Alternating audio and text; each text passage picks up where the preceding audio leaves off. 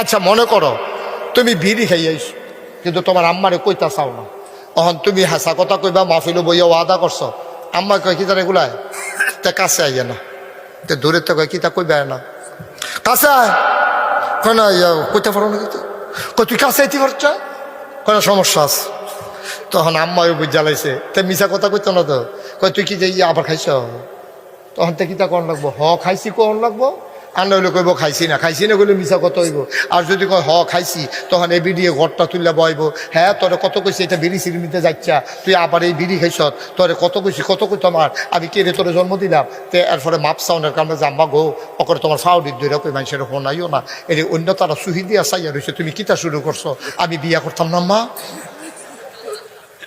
তুমি যেমন সকলের শোনাই দিতেছ, আমি একটা বিড়ি টান দিছি, আমি কি টান দিতাম খুব দিচ্ছে আমার জোর করে কইছে একটা টান দিয়ে আসা কিরকম লাগে, এর লেগে আমি টান দিয়ে কাশ উঠে গেছে কেন মা।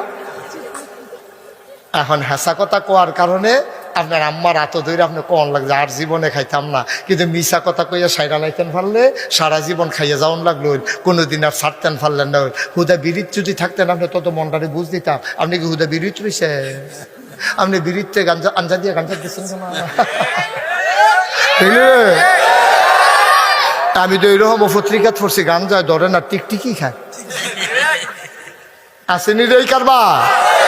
আব্বা আপনি